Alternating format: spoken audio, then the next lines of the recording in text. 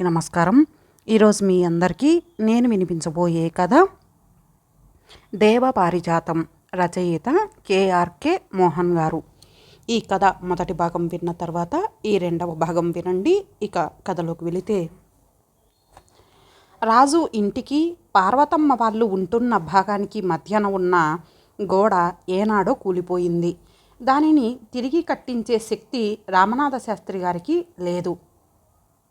అయినా కట్టించవలసిన అవసరమూ లేదు. ఎందుకంటే నరసమ్మ వాళ్ళది మంచి పొరుగు, ఏ పేచీ పూచీ లేదు. చేతనైన సహాయం చేస్తూనే ఉండేవాళ్ళు నరసమ్మరాజులు. గోడ లేకపోవడం వల్ల రాజు ఇంట్లోంచి పార్వతమ్మ, సీత తిరగడం, వాళ్ళు చేసే పనులు అన్నీ కనిపిస్తూనే ఉంటాయి. పార్వతమ్మ నెలలో సుమారు 20 రోజులు బయట పనులకు వెళ్తుండేది. చీకటితో వెళ్ళిపోయి బాగా రాత్రి పడ్డాక వస్తుండేది. అటువంటి సమయాల్లో సీత ఒక్కతే ఇంట్లో ఉండేది. అన్ని పనులు అలవాటుగా చేసుకుంటూ పోతుండేది. ఆ పనులు చేస్తున్న తీరు చూస్తుంటే బయట నుంచి చూసేవారికి ఆమె అందురాలని ఎంతమాత్రం అనిపించేది కాదు. రాజు ఆ ఊరిలో ఉన్న బట్టల మిల్లులో ఫోర్మెన్గా పనిచేస్తున్నాడు. అతనికి చిన్నతనంలోనే తండ్రి పోయాడు. ఆయన తాలూకా ఆఫీస్లో హెడ్ గుమస్తా ఉద్యోగం చేస్తుండేవాడు. ఆయనకి రాచపుండు వచ్చి 40 దాటకుండానే పోయాడు. ఆయన పోయిన ఓ 375 రూపాయల పెన్షన్ వస్తుండేది నరసమ్మకి. ఇల్లు ఎలాగూ సొంతమే కాబట్టి అందులో కాలక్షేపం చేస్తూ కొడుకుని పెంచుకు వచ్చింది. గుడ్డిలో మెల్ల అన్నట్లు రాజు ఒక్కడే సంతానం కావడంతో రోజులు మరీ అంత ఇబ్బందిగా గడవలేదు. కానీ దురదృష్టవశాత్తు రాజుకి చదువు అబ్బలేదు. మూలుగుతూ ముక్కుతూ 10th అయ్యిందనిపించాడు. ఇంకా పై చదువుల కోసం ప్రాకులాడడం దండగా అని గ్రహించి ఐటీఐలో టెక్నికల్ కోర్సులో చేరాడు. అది మాత్రం బాగానే పూర్తి చేయగలిగాడు. అదే బట్టల మిల్లులో ఉద్యోగం సంపాదించి పెట్టింది. వచ్చే జీతంతో సొంత ఇంటిలో ఇబ్బంది లేకుండా కాలం గడిచిపోతోంది. నరసమ్మ రాజుని పెళ్లి చేసుకోమని నిత్యము పోరుతుండేది. నాకు పెళ్ళెందుకమ్మా, ఇలా హాయిగా ఉండడం నీకు ఇష్టం లేదా ఏమిటి? నాకు పెళ్ళికి సరిపడదు అంటూ ఉండేవాడు. నీకేం తక్కువరా, నీ వయసు వాళ్ళంతా 2-3 పిల్లల తండ్రులు ఎప్పుడో అయ్యారు అంటుండేది నరసమ్మ. నాకేం తక్కువో అమ్మకి ఏం తెలుసు, కాకి పిల్ల కాకికి ముద్దు అన్నట్టు నేను అమ్మకి గొప్పగానే కనిపిస్తాను అని మనసులో అనుకుంటూ ఉండేవాడు. పైకి ఏమి అనేవాడు కాదు. విని విననట్లు ఊరుకునేవాడు. ఎప్పుడైనా పోరు ఎక్కువై ప్రాణం విసిగితే, చూడమ్మా, నువ్వే అంటుంటావు కదా, దేవుడు అందరి తలరాతలు పుట్టగానే రాస్తాడని. నాకు రాసిన రాతలో పెళ్లి గీత ఉంటే పెళ్లి కూతురు వెతుక్కుంటూ వస్తుంది. అనవసరంగా నువ్వు బెంగపడి నన్ను బాధ పెట్టకు అంటూ అక్కడి నుంచి వెళ్ళిపోయేవాడు. కొడుకు ధోరణి ఏమిటో ఆమెకు అర్థమయ్యేది కాదు. ఇదంతా నా తలరాత అనుకుంటూ కళ్ళ నీరు పెట్టుకునేది. రాజుకి షిఫ్ట్ డ్యూటీలు ఉండేవి. నైట్ డ్యూటీకి వెళ్ళిన మర్నాడు రోజంతా ఇంట్లోనే ఉండేవాడు. వసారాలో కుర్చీ వేసుకొని పత్రిక చదువుకుంటూ ఉండేవాడు. ఆ సమయంలో సీత ఇంట్లో పనులు చేసుకుంటూ కనిపిస్తూ ఉండేది. ఆ అమ్మాయి ఎంత అలవాటుగా పనులు చేసుకుంటూ ఉండేదంటే దూరం నుంచి చూసే వాళ్ళకి అసలు అందురాలని అనిపించేది కాదు. గ్రుడ్డి అమ్మాయి అని అంటే నమ్మడం కూడా కష్టం. నిమిషం సేపు ఖాళీగా ఉండేది కాదు. ఏదో ఒక పని చేస్తూనే ఉండేది. సీతను చూస్తుంటే రాజు హృదయం ద్రవించిపోతూ ఉండేది. అమ్మ చెప్పినట్లు ఆ అమ్మాయి నిజంగా బంగారు బొమ్మ. మెరిసిపోయే పసిమిచ్చాయ, నల్లని పొడవుపాటి జుట్టు, చక్కని కనుముక్కు, నోరు తీరు. కానీ ఏం లాభం, అన్నీ ఉన్న 5వ కొదవ అన్నట్లు కళ్ళు మాత్రం లేవు. ఆ లోపం లేకుంటేనా అప్సరస అని చెప్పవచ్చు. పైన పైసా కట్నం లేకుండా ఏనాడో పెళ్ళైపోయి ఉండేది. ఎటువంటి వారి జీవితంలోనైనా ఏదో ఒక లోపం పెట్టడం బహుశా ఆ విధాతకి ఉన్న హాబీ కాబోలు. ఆ రోజు రాజు వసారాలో కుర్చీలో కూర్చొని పేపరు చదువుకుంటూ ఉన్నాడు. సీత నెమ్మదిగా పడిపోయిన గోడ వైపు వచ్చింది. పిన్నిగారు అంటూ. నరసమ్మ లోపల పడుకొని ఉంది. అమ్మ పడుకొని ఉంది. ఏం కావాలి అని అడిగాడు రాజు. మగ కంఠం వినిపించేసరికి కంగారు పడింది.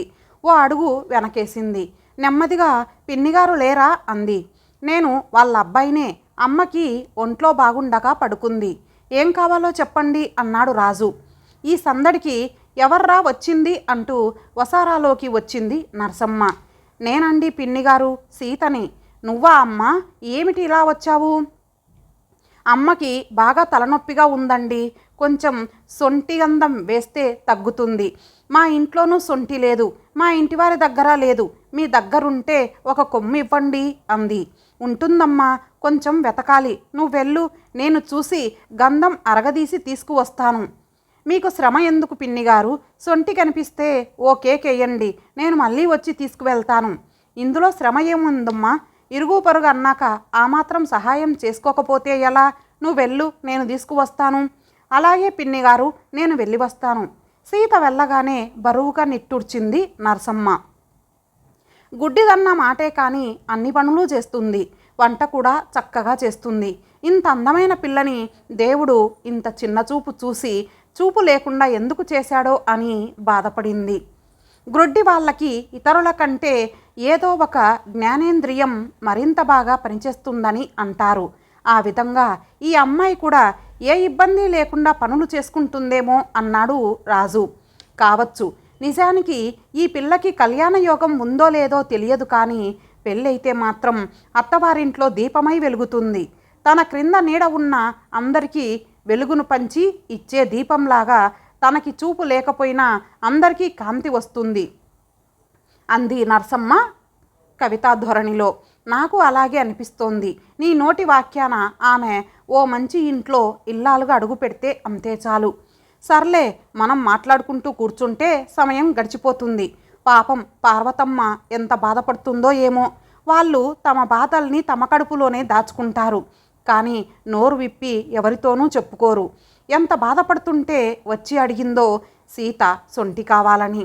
వెతికి చూసి గంధం తీసి ఇచ్చి వస్తా. ఎక్కడ పెట్టానో జ్ఞాపకం లేకపోతే పర్వాలేదులే అమ్మా, కావాలంటే నేను కొనుక్కు వస్తా. నువ్వు కొనుక్కు వచ్చే లోపల నాకే కనిపిస్తుంది అంటూ లోపలికి వెళ్ళింది నరసమ్మ. కొంచెం సేపట్లో సొంటి గంధం తీసి ఇచ్చి వచ్చింది నరసమ్మ. పాపం రాత్రి నుంచి ఒళ్ళు తెలియని జ్వరమట పార్వతమ్మకి.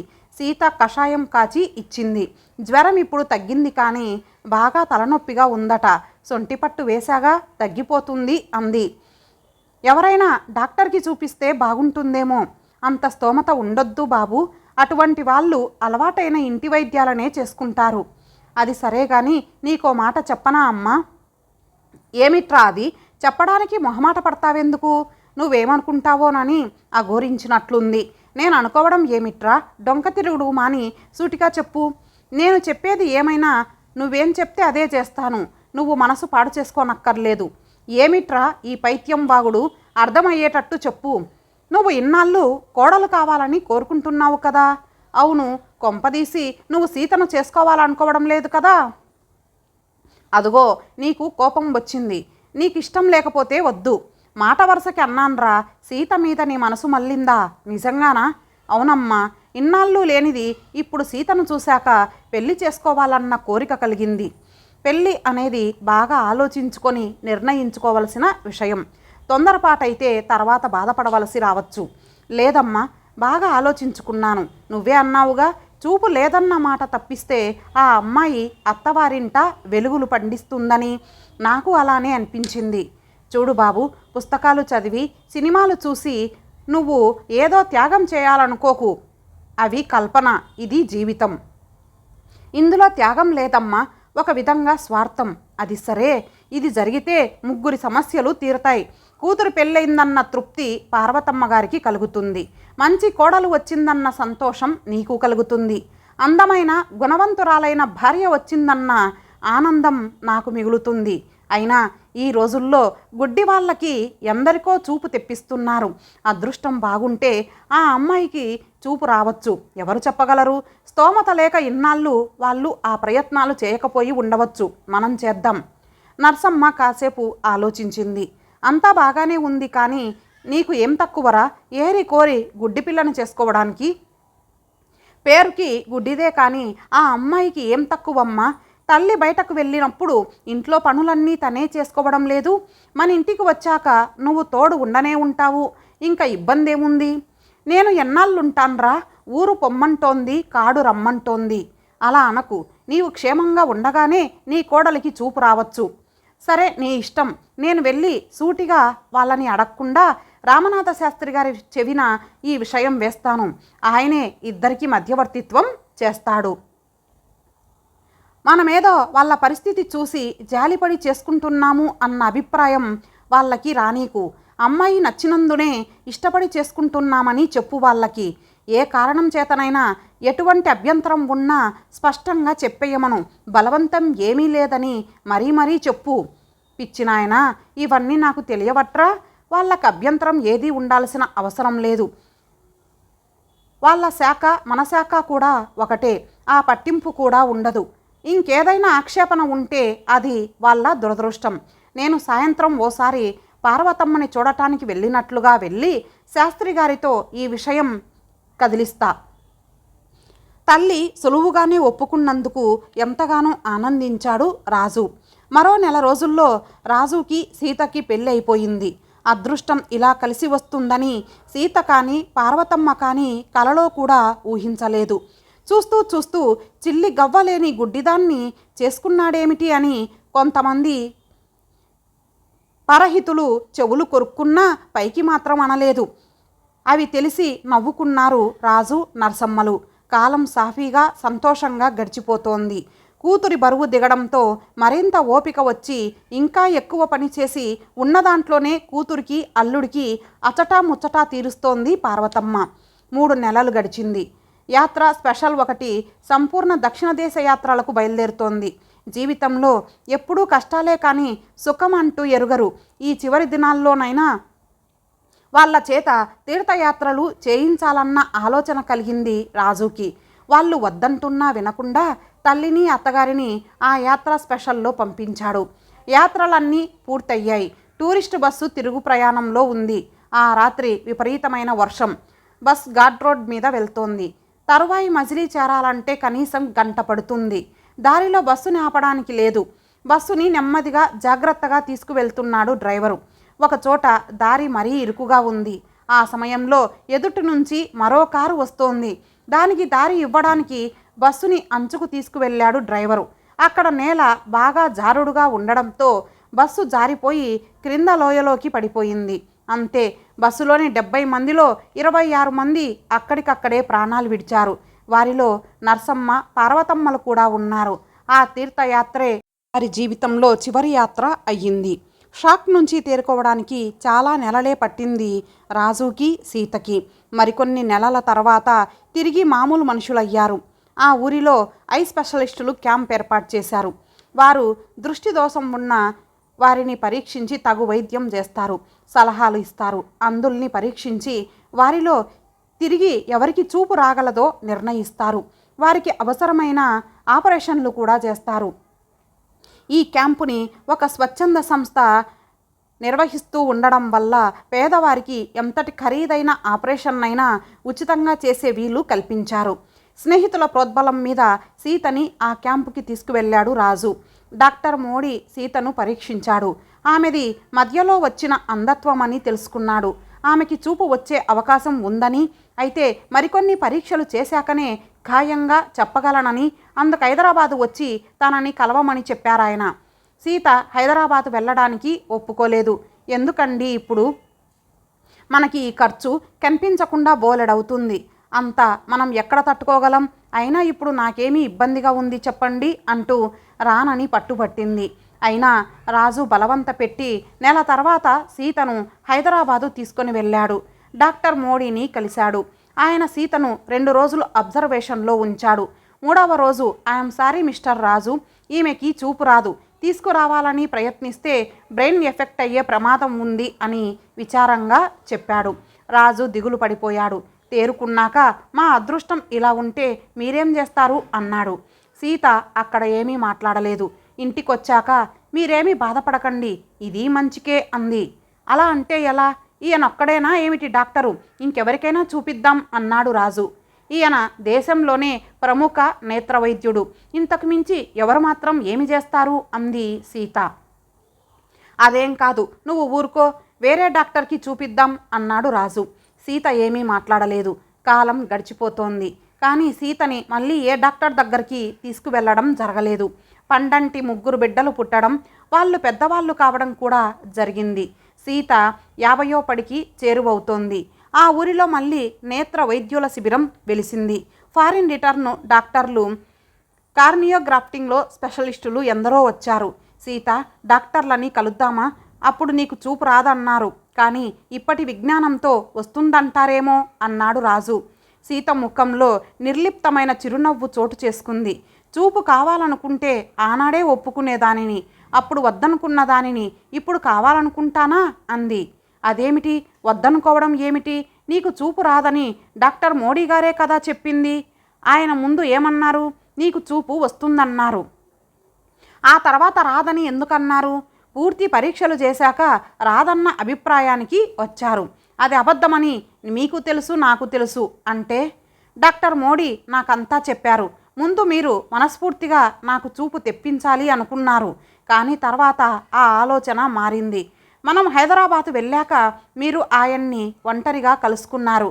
నేను ఎంతో అందమైన దానినని, నాకు గనక చూపు వస్తే నేను మీ వికృత రూపాన్ని భరించలేనని, మిమ్మల్ని వదిలేసి వెళ్ళిపోతానని, కాపురం సర్వనాశనం అయిపోతుందని గోల పెట్టారు. అందుకే నాకు చూపు రాదని చెప్పమని ఆయన్ని ప్రాధేయపడ్డారు, అవునా? రాజు ఏమీ మాట్లాడలేదు. డాక్టర్ మోడీ అందుకు ఒప్పుకోలేదు. అబద్ధం చెప్పడం తన వృత్తికే కలంకమని మిమ్మల్ని చీవాట్లు పెట్టారు. కానీ ఆయనేగా నీకు చూపు రాదని చెప్పింది. నిజమే, నేను కోరిన మీదటే ఆయన అలా చెప్పారు. మీది పరమ వికారమైన రూపమని నాకు తెలుసు. మా అమ్మ బాధపడుతుండేది. ఆ అబ్బాయిది బంగారం వంటి గుణమమ్మ, కానీ రూపం మాత్రం రోత అని. రామనాథ శాస్త్రి గారు వాళ్ళు కూడా మీ పట్ల జాలి పడుతుండేవారు. మరి అలాంటప్పుడు నిన్ను నాకిచ్చి ఎందుకు పెళ్లి చేసింది మీ అమ్మ? చూడండి, నాలో అంధత్వం ఉంది. ఆ ఒక్క లోపం తప్పిస్తే నేను బంగారు బొమ్మ అని మీరందరూ అనుకున్నారు. మీలో ఉన్న లోపం వికృత రూపం. ఆ ఒక్కటి తప్పిస్తే మీరు బంగారం అని అందరూ అంటారు. ఎంచి చూస్తే ఏదో ఒక లోపం లేనిది ఎవరికి? మీ అంతటా మీరు పెళ్లి ప్రతిపాదన చేయడం దేవుడి వరంగా అమ్మకి అనిపించింది. తానుగా మంచి సంబంధాన్ని ఎందుకు వదులుకోవాలి అని మనసుని సమాధానపరచుకుంది. అలా అని తన ఇష్టాన్ని నా నెత్తిన రుద్దలేదు. విషయమంతా నాతో చెప్పింది. మీరు ఎంత వికారంగా ఉంటారో కూడా నాతో చెప్పింది. అయినా నేను ఒప్పుకున్నాను. ఎందుకంటే ఇందులో నాకు స్వార్థం ఉంది.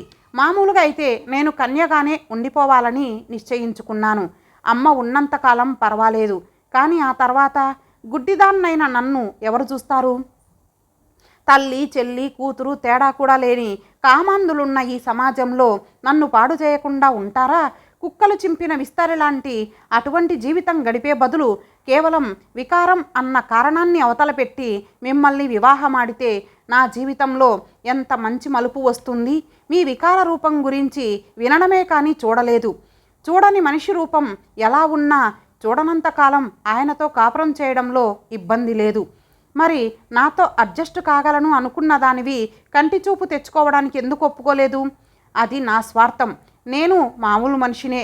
అందరిలోనూ ఉండే బలహీనతలు నాలోనూ ఉంటాయి. నాకు దృష్టి వచ్చిందనుకోండి, నిజానికి మీ వికార రూపాన్ని భరించలేకపోవచ్చు. అలా అని మీరు భయపడినట్లు మిమ్మల్ని వదిలేసి ఎవరితోనో లేచిపోకపోవచ్చు. కానీ మీతో కాపురం చేయలేనేమో అన్న భయం వేసింది. ఇష్టం లేని కాపురం చేస్తుంటే ఆ ఇంట్లో సుఖశాంతులు ఉండవు. దేవుడిలాంటి మీ మనస్సుకి శాంతి లేకుండా చేసిన దాన్ని అవుతాను. నన్ను ఉద్ధరించి పుణ్యం కట్టుకున్న మీకు ద్రోహం చేసిన దానిని అవుతాను.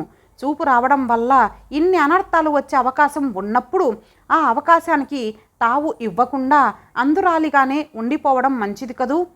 ఈ విషయాలన్నీ విన్నాక మోడీ గారు ఒప్పుకున్నారు. అప్పుడే మీ సంగతి చెప్పారు. మీ ఇద్దరు వారి వారి కారణాల వల్ల నువ్వు అందురాలుగానే ఉండాలనుకుంటూ ఉంటే కాదనడానికి నేనెవర్ని అన్నారు. అందుకే నాకు చూపు రాదని మన ఇద్దరి ముందు చెప్పారు.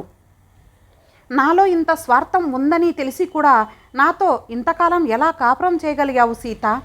స్వార్థం ఇతరులకి చెడు చేసినప్పుడే అది నింద్యమవుతుంది. ఎవరి స్వార్థం వారు చూసుకోవడంలో తప్పు లేదు. అది ఇతరులకి ఇబ్బంది కలిగించనంతకాలం. నా స్వార్థం అంతే కదా. మీకు ఇబ్బంది కలిగించకుండా నాకు ప్రయోజనం కల్పించింది. నిజానికి మీ స్వార్థం తెలుసుకున్నాక అది నాకు మీపై గౌరవాన్ని పెంచింది. మీ స్వార్థం, ప్రయోజనం, మన కుటుంబ జీవితం సాఫీగా సాగడం. అటువంటప్పుడు నా దృష్టి వల్ల కలతలు వచ్చే అవకాశాన్ని కల్పించుకోవడం ఎందుకు? నీది ఎంతటి ఉన్నత మనస్తత్వం సీత! డాక్టర్ మోడీ నీకు చూపు రాదని చెప్పాక కూడా నిన్ను వేరే డాక్టర్కు చూపిస్తానని కావాలని ప్రగల్భాలు పలికాను. అంటే నేను నీ పట్ల శ్రద్ధతో ఉన్నానని నమ్మించడానికి. అప్పుడు నువ్వు బయటపడలేదు, నన్ను బయట పెట్టలేదు. ఆ విషయం నాకు తెలుసు. అందుకే నేను ఆ విషయం మళ్ళీ ఎత్తలేదు. మిమ్మల్ని బయటపెట్టి వద్దనుకున్న కలతల్ని తెచ్చుకుంటానా? సరే, గతం గతః. ఇన్నాళ్ళు మన మనసులలో దాక్కొని ఉన్న రహస్యాలు ఇప్పుడు బయటపడటంతో నా మనసు ఎంతో తేలిగ్గా ఉంది. నాకు చాలా ఆనందంగా ఉంది. ఈ వయసులో నువ్వు నా వికార రూపం చూసి నన్ను వదిలిపెట్టి వెళ్ళిపోతానన్న భయం నాకు లేదు. నాతో కాపురం చేయలేకపోయినా దిగులు పడను. పిల్లలు పెద్దవాళ్ళయ్యారు. అంతా నీ పోలికే. చక్కని రూపాలు, బుద్ధులు వచ్చాయి. ఇప్పుడు చూపు తెచ్చుకుంటే వాళ్ళని చూసి ఆనందించవచ్చుగా. నా మాట విని డాక్టర్ దగ్గరికి వెళ్దాం పదా. చూడండి, మిమ్మల్ని గురించి అంటే వినినటువంటి మీ వికార రూపం గురించి కాదు, మీ ఔన్నత్యం గురించి నేను ఊహించుకున్న రూపం చాలా అందమైనది. దానిని నేను మాటల్లో వర్ణించలేను. నా దృష్టిలో అదే మనోదృష్టిలో దేవునికి కూడా అంతటి గొప్ప రూపం లేదు. ఆ రూపాన్ని అలాగే ఉండిపోనిండి. తెల్లని గోడ మీద చిన్న నల్ల చుక్క ఉన్నా అది ఆ రూపాన్ని పాడు చేస్తుంది. నా మనసులోని మీ మనోరూపానికి మచ్చ తెచ్చే అవకాశం కల్పించదలుచుకోలేదు. మీ రూపాన్ని చెరిగిపోకుండా నా మనసులో అలాగే ఉండిపోనిండి అంది సీత తాదాత్మ్యంతో అరమోడ్పుగా మూసుకున్న కన్నులతో. రాజు ఏమీ మాట్లాడలేక మౌనంగా ఉండిపోయాడు. అప్పటి వరకు అతనికి సీత బాహ్య సౌందర్యమే కళ్ళ ముందు మెదులుతూ వచ్చింది. ఆ క్షణంలో ఆమె వ్యక్తిత్వం హిమాలయాల కన్నా ఉన్నతంగా అనిపించింది. ఆమె రూపం దేవ పారిజాతాల కన్నా మించిన అందం, స్వచ్ఛత కలిగినది అనిపించింది. వర్ణనాతీతమైన ఆ రూపం అతని మనోనయనాల ముందు సాక్షాత్కరించింది. ఇంతటితో ఈ కథ సమాప్తం. మరలా మరొక మంచి కథతో కలుద్దాం. అంతవరకు సెలవు. నమస్తే.